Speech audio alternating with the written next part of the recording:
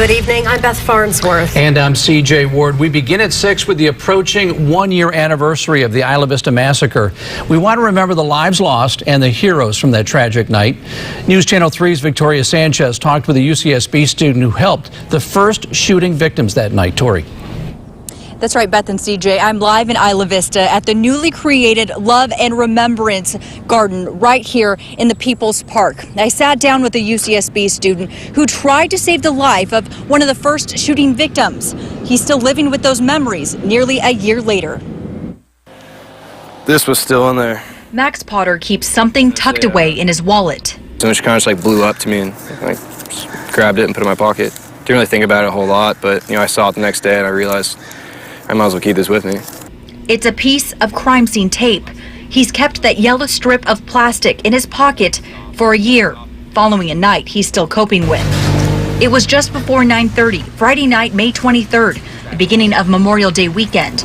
Max was riding his bike down Camino del Norte. He thought it was just another Friday night in Isla Vista. But then he noticed 3 girls lying on the ground in front of the Alpha Phi sorority house.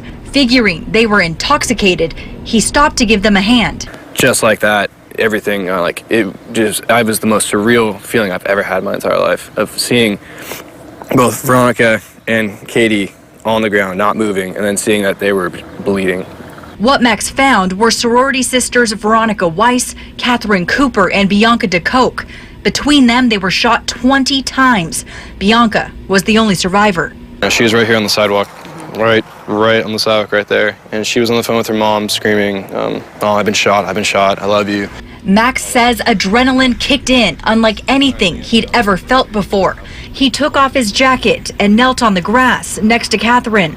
She was hit 8 times and he tried to stop her bleeding. I would like to think she was still alive because I was trying to talk to her, but I wasn't sure. I couldn't tell. As Max was giving her CPR, sheriff's deputies ran up to him. And they had their guns drawn. They're like, well, where's the shooter? Where's the shooter? Like, I don't know, but it's not me. And we have 30 down on the corner of Segovia and Del Norte. I need 3 ambulances here. Just then, they all heard a second round of gunshots down the street. Deputies told everyone nearby to find shelter.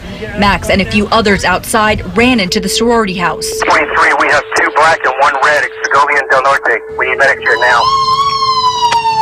When Max came back out, he saw Catherine and Veronica had died. A year later, that still weighs on his heart, even though he did everything he could. It's not to say that, I could have or I should have. It's just I wish I had. And that's, I wish I was biking by a little bit earlier and I maybe could have just stopped the entire thing from happening. Or maybe I would have been a victim. Max does not consider his actions heroic, and he rarely speaks about that night. He just hopes someone would do the same for him in a similar situation. And he wants to make sure the 6 victims from that night are never forgotten. They're the real heroes. They're the ones that, had this happen to them, and they're the ones that people need to remember because they're the most important ones. Frank 1, I still need all the officers that were involved.